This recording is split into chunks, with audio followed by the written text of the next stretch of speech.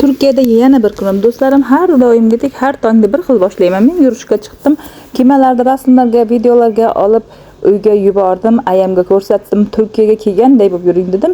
Yoz oyida Xudo xolasa, Alloh buyursa, Alloh nasib qilsa, agar onamda ham o'zi xohlasa, bir chaqirib aylantirmoqchiman. Agar mabodo kelaman desa, lekin o'zi aytishi bo'yicha menga hech kelaman demaydi. Bormayman, bu yeram, Turkiya ham hamma joy bir xil yer bo'lam dedi-da. Menga bormayman deb shunaqa qiladi. Xullas qalam bormayman deb aytadi. Lekin bu yerlarda qarang, juda ham chiroyli, menga juda ham yoqadi. Ertalabdan xullas qalam tongda boshladim, yurishga chiqdim. Albatta yurishga chiqing, toza havo, stress ketadi, ozishingizga yordam beradi. Ozmasangiz ham qomatingizni ishlab turadi. Lekin aniq ozasiz, bunga javob sog'lik uchun foydali, yurak uchun foydali, qo'lda harakatlanib yursa, ana bu nima otdi, yurak uchun juda ham katta foydasi bor ekan. Bu yurakka og'riydiganlarga tekin maslahat. Keyin mana yuradigan joyimga yetib keldim, lekin uzoq yurmang. Meni to'g'risi gap, oyog'im og'riydi. Oyog'im og'rigani uchun ko'p yurmayman, lekin yuraman. Bir kun yursam, bir kun yurmayman. Chunki juda ham uzoq yuraman. Uzoqqa kelganimdan keyin mana shunaqa mashq qiladigan joy bor. O'sha yergacha kelamanda mashq qilib, yana davom etib ketamanda, ancha yurib, undan keyin uyga qaytib ketaman. Nima desam ekan, o'zim ozish maqsadida yuraman. Chunki men semirib ketishni xohlamayman. Bo'yim uzun bo'lgani uchunmi, ham semirsa, bilmadim, semizlik menga yoqmaydi. Men ishlaydigan joyda bemalolroqman. Kampirim kechroq uyg'onadi, shuning uchun har kun ertalab iloji boricha, har kun deb yolg'on gapirmayman, bir kun o'tib yurishga chiqaman. Yurishdan kelganimdan keyin kampirimga choy beraman, zavtrak berganimdan keyin yana uni olamanda bozorga aylantirishga olib chiqaman. Bozorga yana xohlasa boshqa bir joylarga aylantirishga olib chiqaman. Albatta, lekin har kuni olib chiqaman. Choy ichgandan keyin mana bunaqa turk kofesi bor. Turk kofesini icholmaydiganlarga, chunki bu juda ham achchiq, icholmaydiganlarga bitta maslahatim, og'zingizga shokolad solib qo'yasiz, konfetni solasiz, og'zingiz shirin bo'lgandan keyin buni ichsangiz, buni foydalari juda ham ko'p. O'sha uchun ichiga shakar yoki asal solib ichsangiz ham bo'laveradi. Shokolad, og'zingizga shokolad solib qo'yib kam ichsangiz buni foydasi bor. Icholmaydiganlarga maslahatim, albatta iching, ichishga harakat qiling. Keyin mana yana pastga tushdim, kampirimni olib, bugun chorshanba kuni bizda bozor bor.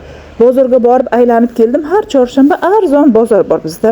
Shuning uchun har chorshanba boramanda aylanib, biror nimalar olib kelaman o'zimga. Iloji bo'lsa kiyimlar, ertaga bir kun O'zbekistonga borsam, kiyadigan kiyimlar olaman. Ko'p narsa olmayman. Narsam ko'payib ketmasin deb. Bozorda yursam, bir opa telefon qilib qoldi, o'zbek opa, baraka topsin. Menga shunday maslahat berdiki, Turkiyada yurgan qizlar diqqatiga, $5 O'zbekistonga kargo yuborsa bo'lar ekan, uyingizgacha olib borib berar ekan. Bu yerda kiyim-kechak, hamma narsalar arzon-ku, ayniqsa materialdan bo'lgan narsalar arzon, ishlab chiqarish, o'zlari ishlab chiqaradi. Shuning uchun sizlarga maslahatim, Turkiyada yurgan qizlarga olib yuborib qo'ysangiz bo'lar ekan, $5. Yaqinda shu bu yerda yonimda ishlaydigan opa yuboribdi. Menga maqtab aytib qoldi. Ana shunday yubordim. Yulduz, siz ham shunaqa qilib yuborib qo'ysangiz bo'ladi, dedi. Turkiyaga ishlab yurgan qizlarga maslahatim, yuboring siz ham. Mana shu yubkalarni sotyapti. Bu yubkalarning hammasi bizda pul bilan 50 ming. Qarang, arzamagan pul. Menga mana shu to'rtalasi yoqdi. Bu rozvisi yoquvdi. U rozvisi kampirimga yoqmadi. Shuning uchun oq rangini oldim-da, rozvisini olmadim. Mana hamma bu bozorda aylanib yuribdi. Biz bu yer turizm nimasi bo'lgani uchun, nima desam ekan, turistlar ko'p keladi. Shuning uchunmi, bilmadim. Ana bu bozor shu haftada bir marta bo'ladi-da, boshqa bozori ham bor, qimmat narsalar sotadi. Lekin bu bozorda arzon narsalar sotadi. Mana bu paxta yaxshi, rangi o'chmaydi, cho'zilib ketmaydi, chista paxta. Bu yerda paxta ko'p, qish bo'lmagani uchun paxtali narsalar arzon. Bu 50 ming tayyor, bir kishiligi, ikki kishiligini 75 ming dedi. Divanning ustiga shunday yopasiz, rezinka, tagiga rezinka bo'ladi, divanning ustida tek silliq bo'lib turadi. Shuning uchun Turkiyaga ishlaydigan qizlar uyingizga 5-6 ta, 10 ta yuborib qo'ysangiz, mazza qilib ishlatib yurasiz. Shunaqa gaplar do'stlarim. Bugungi kunimiz mana shunaqa boshlandi. Men bularni videoga oldimda ayamga jo'natvordim. Aya shunday yaxshi narsalar, shunaqa narsalar bor ekan. Endi kam olib, men ham pochta qilib jo'natib qo'yaraman dedim. Ayam ham bu gapimga rozi bo'ldi. Bolachilarga bor ekan, o'g'ilchamga olaman, Xudo xolasa nasib qilsa inshaalloh deb qaytib keldimda stolovga o'tirdim. Do'stlarim, mana bu turk oshi. Keyin yonida mana shunaqa nimalar bilan beradi. Bir tarafi bu yerda ayron beradi. Ayronni video olmabman. Lekin nima qilmaydi-da. Nima desam ekan, bizda salat beradi-ku, quyuq ovqat bilan har doim yonida salat bor. Bular nima uchundir salat yemaydi. Osh bilan birga ayron ichadi. Keyin nima desam ekan,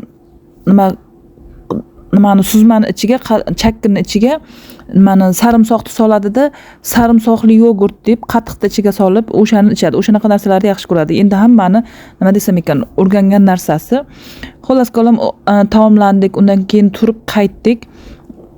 Uyimizga qarab sekin-sekin yo'l oldik. Uyimizda, meni uyimda kampirimning o'g'li, ikkita nevarasi yashaydi. Shuning uchun ularga taom tayyorlashim kerak edi. Uyga keldimda, uyda ham taom tayyorladimda. Bugungi kunimda shunaqa qilib azizlarim o'tkazdim. Bugungi kunim ana shunaqa o'tdi. O'zim qiziqish uchun do'stlarim videolarga olib internetga, YouTube'ga qo'yishni xohladim. YouTube'ga qo'ysam bir zamonlar kelib O'zbekistonga ketaman. Bilmaymiz, rizqimiz qayerda. Balki ertaga men Turkiyaga kelgan vaqtimda, misol uchun bir oyda qaror qabul qilib, bir haftada uchib kelganman. Bir oyda o'zida Rossiyadan O'zbekistonga borib, O'zbekistondan Turkiyaga kelganman. Rizqimiz qayerda bilmaymiz. Shuning uchun esdalik bo'lib qolsin deb qiziqishga videoga olib, video joylashni boshladim. Agar mabodo meni shu yergacha kelgan bo'lsangiz, ko'rgan bo'lsangiz, albatta obuna bo'lib qo'ying.